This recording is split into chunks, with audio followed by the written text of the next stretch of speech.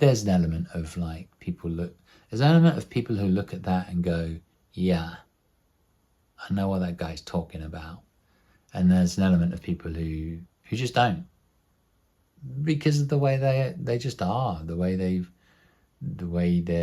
been brought up, the way their childhood was, the way they've grown, the way they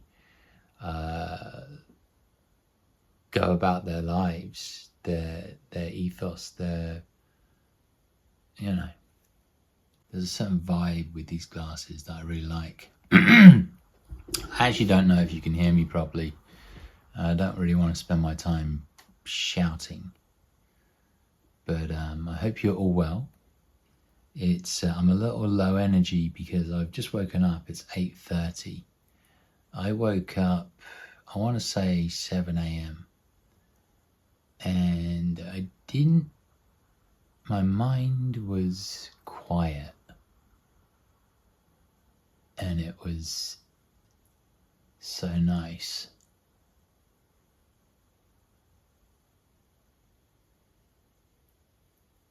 And I think I've spent the last hour and a half trying to recapture that a little bit. I listen to sleep. There's a few things I listen to sleep, because I don't know, like when you live in London and New York, it's always noisy. There's always some background noise. There's always something going on, right? I imagine a lot of you probably do use various things to sleep. Some people sleep with the TV on, some people sleep listening to a podcast, some people sleep listening to music, whatever, right? Or just white noise. Sometimes I'll listen to the one that I listen to is like this Lord of the Rings music, you literally just type in to YouTube Lord of the Rings sleep music, and it has this Rivendell thing which starts with the music where they come out of the mines of Moria, and he says, I remember the words, something like, give them a moment's rest for pity's sake, or something like that, which always makes me want to watch those movies again. And then it goes into like, whatever, just general kind of laid back Lord of the Rings music, which is very comforting. And sometimes that's nice, but other times I get sick of it. And so I'll switch over to ASMR sometimes. There's this artist who, they're called artists, who was doing it a long time ago.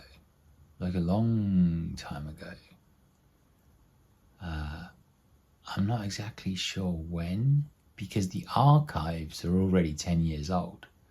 And the archives are basically like, oh, this is a ASMR artist who is no longer around, and that's way before I discovered what ASMR was, and it blew up to what it is now. But I guess there was a small community, maybe, or scene.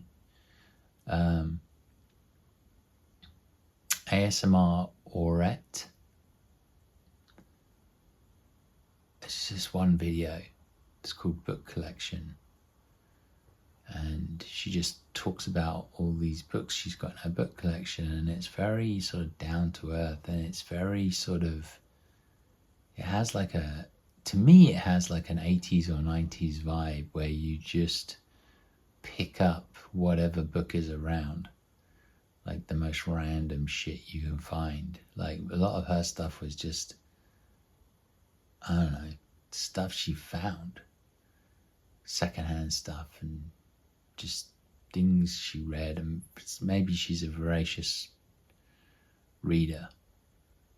But it's a nice listen to because she has a very good voice for ASMR. It's comforting, soft, intimate sort of type of thing you want when you're just trying to chill, But what I had done is I had put on a playlist, and I woke up in like the middle of the night, and it had this, she was reading something, because it was like, normally I just listen to one, which is this thing called book collection. But I think this time round I had found a playlist, and I was like, okay, fuck it, let's just go with this. And, you know, I guess I fell asleep fairly early, but I woke up in the middle of the night when she was reading from a book about love, about the definition of love. Which was weird, because it was like, well, why did I wake up now? And also, it was like, you know, that alpha brain state when you're like half asleep, half awake. So it was like, here's what love is. Like, it was somebody who was attempting to define love. I don't know if I agree with it, but love is a very hard thing to define, right? There's a lot of disagreement about how to define it. You know, there's lots of elements to it: care, affection. This is what it was saying. Like, you know, there's care, there's affection, there's lust, there's lots of things intertwined, and but it's difficult for people to put their finger on it. Anyway, it was an interesting listen, and for whatever reason, I had woken up, I guess, to listen to it, and fallen asleep again. Woke up and I felt like I don't think I got many hours sleep. Like, not terrible. I'm guessing 6. I need to check my phone. It's charging at the moment. I've got an Apple Watch, but I'm guessing like 6 hours. So it wasn't like perfect, but I'm trying to get my circadian rhythm back, right? So I don't know if I already said this, but it's like 8:40. I woke up at 7 a.m. I sort of tried to sleep a little bit longer, but that was, you know, I think, you know, often when you wake up, it's probably better just to get up. Like, I felt reasonably energized. It's getting back into this circadian rhythm of waking up at 7 a.m. as opposed to waking up at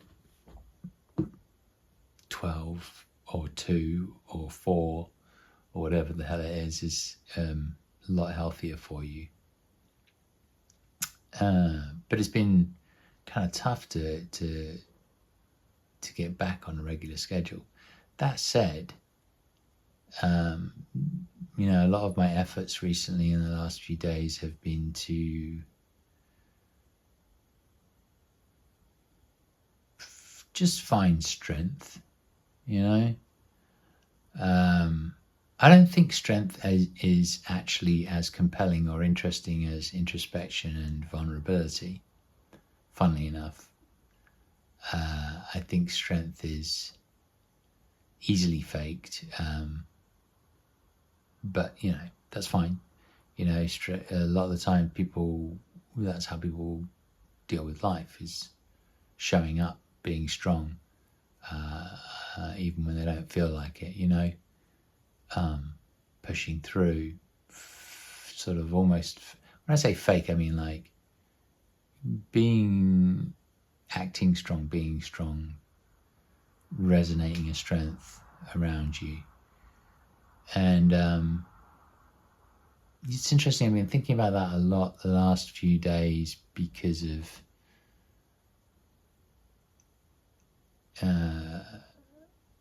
stories that have been running around in my head about making videos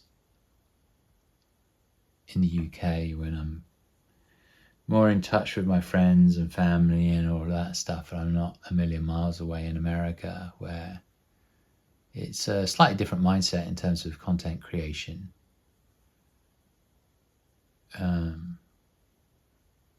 There's more of a sort of freedom. It feels like there's more of a freedom and a sense of, yeah, do that, make that video, you know, and not necessarily taking it too seriously as like, oh, this is gospel. It's more like, there's some truth in this. Maybe there's maybe there's maybe this is some creativity in this. Maybe this is it's content, and it's like I like it, I don't like it. I resonate with it, I don't resonate with it. I see through it. I see what this person is potentially going through, but I also see various facets of that person. I see, maybe if you've been watching for a long time, it's like I see this person when they're at their strongest and this person when they're at their most vulnerable. And I accept them for who they are.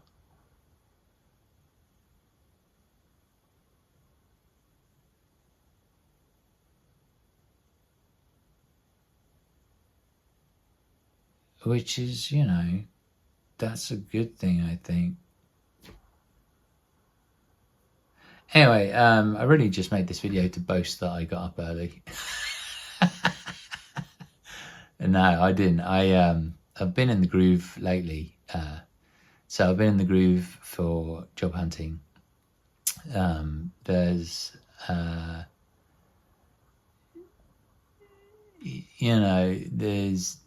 things that have dropped out of my life, certain sort of bad habits and addictions that have dropped out of my life as my mindset has changed.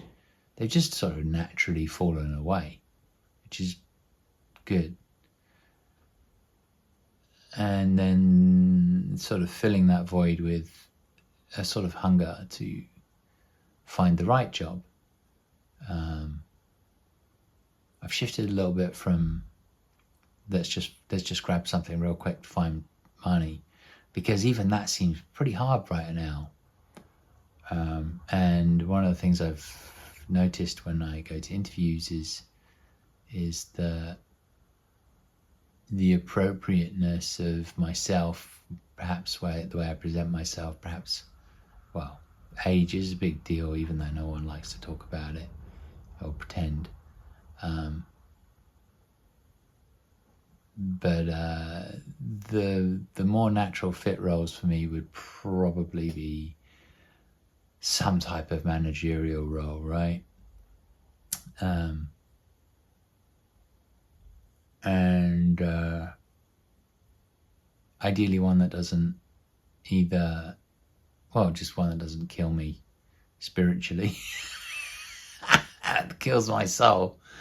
But realistically, you got to do something. And truth be told, like all the jobs I've ever had, it's the people that make the difference. So that's a difficult one you don't know for sure if you're going to be with the right people or your people, When I worked at Saatchi's, they used to talk about this thing. They used to constantly say, you're a Saatchi person or you're not a Saatchi person, like you fit in the culture or you don't fit in the culture. And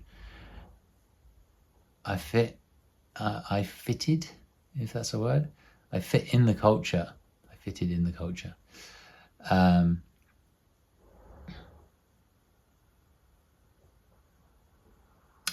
must have.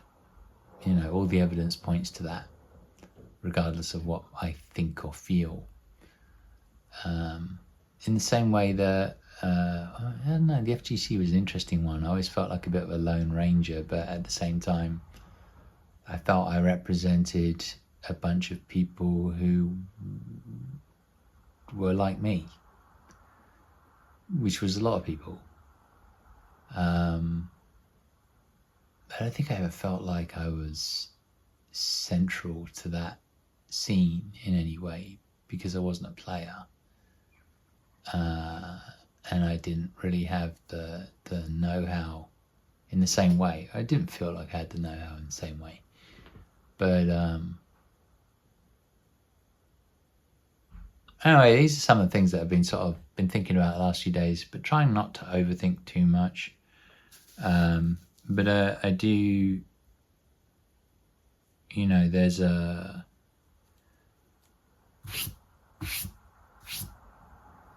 I do often wonder whether people, do they want to hear vulnerability or do they just want to see strength? you know.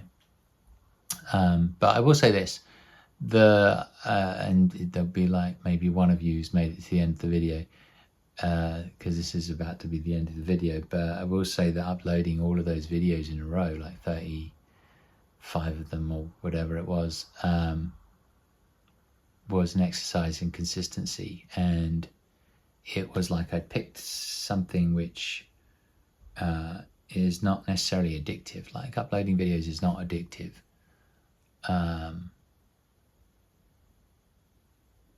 But it was something, you know, and it when I look at it, I go, oh yeah, okay, that's cool. That's something.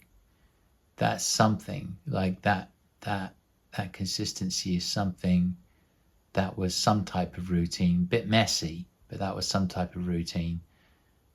And it gave me the strength to start thinking a little bit differently, to start thinking about my health, and then also, of course, like a huge part of that was people donating, which gave me a massive lifeline, huge lifeline, unbelievable. Because you know, financially I was absolutely screwed, and still am, but I got a little bit of a lifeline. I actually went, I've got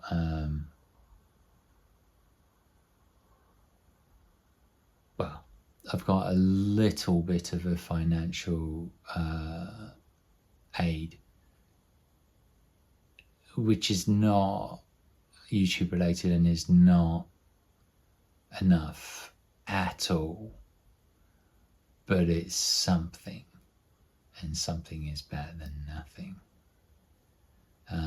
But also there's a potential for some jobs next week, and but the funny thing is, those jobs are sort of like, if I take those jobs, my life is gonna be hell on earth.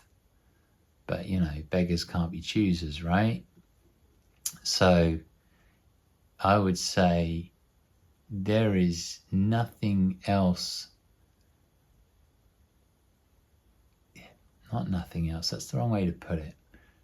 But it is one hell of a strong way to motivate you to look for something else quickly, knowing that on the horizon is the potential of walking into something incredibly toxic and hellish.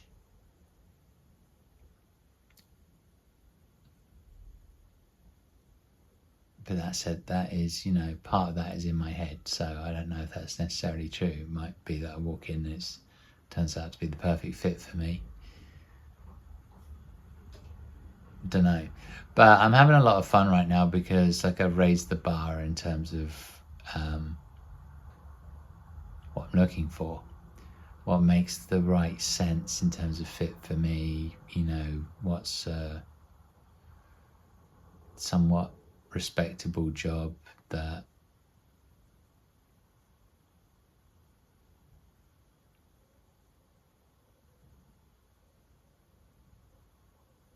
I can do, where I don't necessarily feel like I'm being completely crushed by work, and at the same time don't feel as though I'm being looked down upon,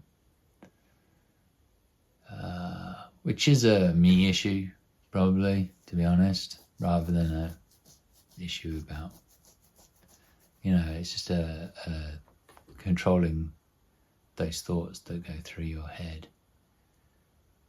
because none of them are true unless you can prove they're true. They're just thoughts, they're stories, they're narratives, they're all that shit.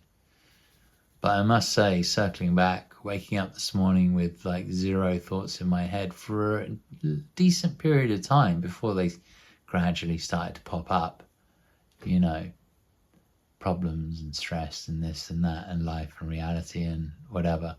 But that moment in the morning where it was just like clean slate, nothing's happening in your head, there is no noise. Yeah. That was nice. That was really nice. Anyway, this has been another stream of consciousness. I thought I'd do it this morning. I don't really want to signal to anybody that I am overproducing videos when I should be looking for work. But I did want to say hello to you guys. And, you know, like if you made it to this far, like drop me a comment. Let me know what's going on with you. Because, you know, maybe that's a healthy thing for you to do too. I don't know, whatever you want. Like, comment, subscribe. Buy me a coffee. Or a pizza. I could do with a pizza actually. Although I've not been bad with diet. Anyway, I'm going to call this for what it is. Which is the final end of the video. I will say that I always feel, I don't care whether it's real or if it's fake or whatever you want to call it, but I always feel this immense gratitude when I make videos that I have an audience, and it makes me well up inside, you know? It's like, yeah, okay, there's some people watching, you know. Half of them may hate me, I don't know. But I have an audience. It's like every single person that I've spoken to over the last 5 years is just like, Mark, oh my God, Mark, you've got these followers. Oh my God, Mark, oh my God, you don't understand what you have. You need to be online. You need to be doing YouTube. You need to be doing this all the time. It's like constantly people talking in my ear, talking in my ear. And, well, that's probably another topic for another day. But I hope you're having a lovely Saturday or Sunday or Monday or whenever you see this video. And I always appreciate you guys. And this is, by the way, this is just a somber version of me because it's the morning. I have to go for a walk. That's part of my new routine, is going for a walk, getting some sunshine. It's a little bit, looks like it might rain actually, to be fair. But it's better to be out there, better to be getting a walk in, getting a routine going. And, you know, it's time for strength, I think. So I do enjoy, I don't know about enjoy. I think there's something therapeutic about some vulnerability and some sharing and all of those things. But at the same time, I think there's an element of like there's an element of people who look at that and go, yeah, I know what that guy's talking about. And there's an element of people who just don't, because of the way they just are, the way they've been brought up, the way their childhood was, the way they've grown, the way they go about their lives, their ethos, their, you know. So it's a risk in some senses of the word. But I don't care. Like I talk about, like I'm, uploading 35 videos in a row talking about various vulnerabilities is someone who doesn't really give a shit. Because I've got my own life. And we all do. And everyone's really busy anyway. So it's time to go. So anyway, all I do is say thank you for, being around and following and all that stuff. I think realistically, with this job hunting that's going on at the moment, and how in the zone I am, that realistically I'm looking at one video a week maybe. But it really depends on